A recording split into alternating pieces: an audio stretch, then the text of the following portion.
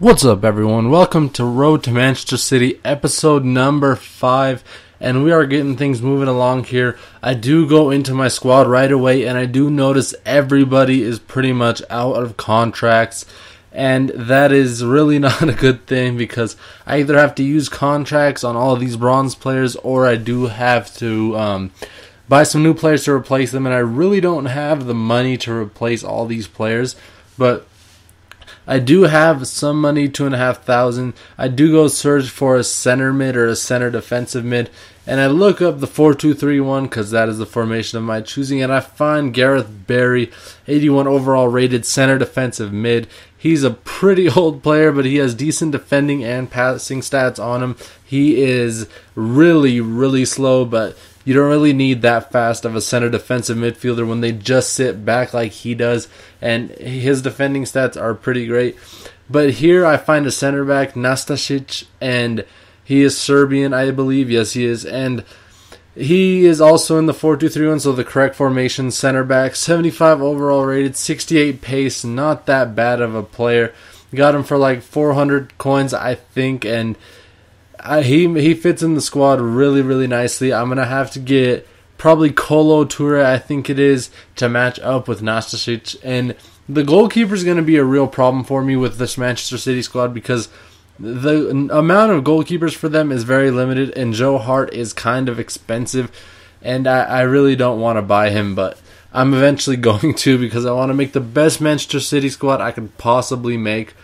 But you see there, Gareth Barry and Nastasic do link up perfectly. Got that strong link. And when this team is pretty much done, when I have all Manchester City players, it'll be all solid green links. So we should be at 99 chemistry, even if there's some formation or position defaults, as long as it's not both.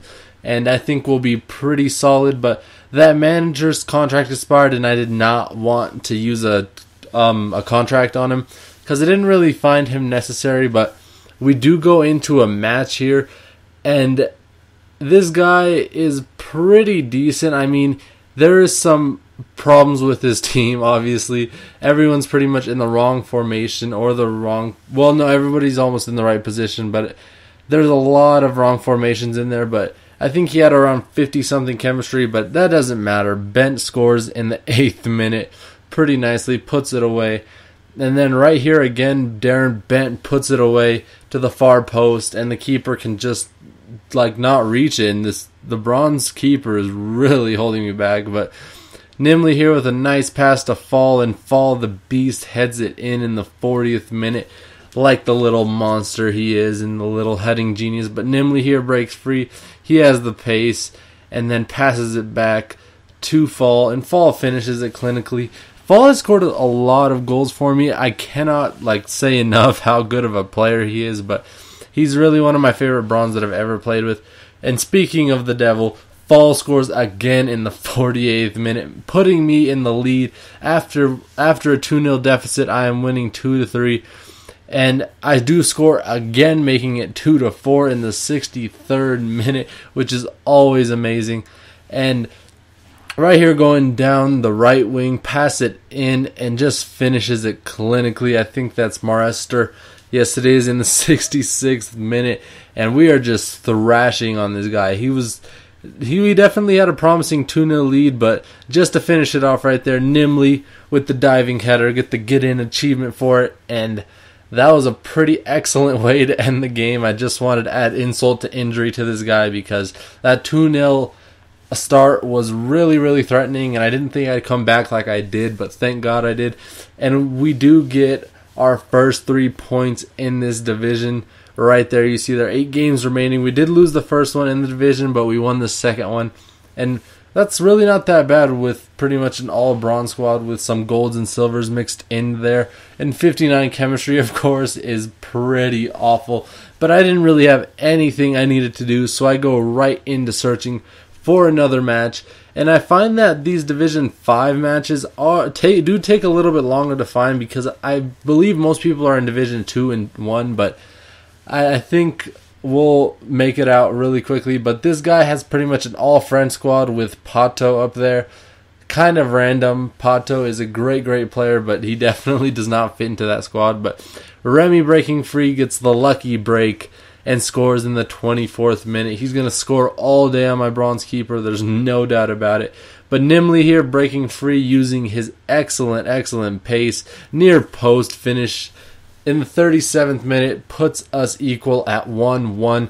And in the 45th minute, we try to break free here, but it just won't go through, and that is halftime. It is 1-1 at halftime. And you see the stats there. They're pretty much even, except I'm dominating possession. And that really shouldn't be happening since this guy has an amazing team. But Nimley there breaking free goes right through the keeper literally and puts it away easily in the 48th minute just after halftime. But he's coming back here. Pato passes it across to Diaby, and Diaby finishes that little sweaty goal. But Remy there gets a little bit lucky, and my keeper just thrashes him onto the ground somehow, and they do get a penalty. This guy decides to take it with Alexander Pato, and I usually go right a little bit and then dive left, but this guy went all the way right. He was not fooled. In the 59th minute, he does score, and they do take the lead, but a few goals later, and they're winning 5-2, and I get a little consolation goal in the 79th minute, making it 4-6. Well, I made it 4-5, and then he scored again, but I didn't show that goal. And just one last effort, Nimley in the 90th minute, making it 5-6, but there simply wasn't enough time, and we could not pull off the win.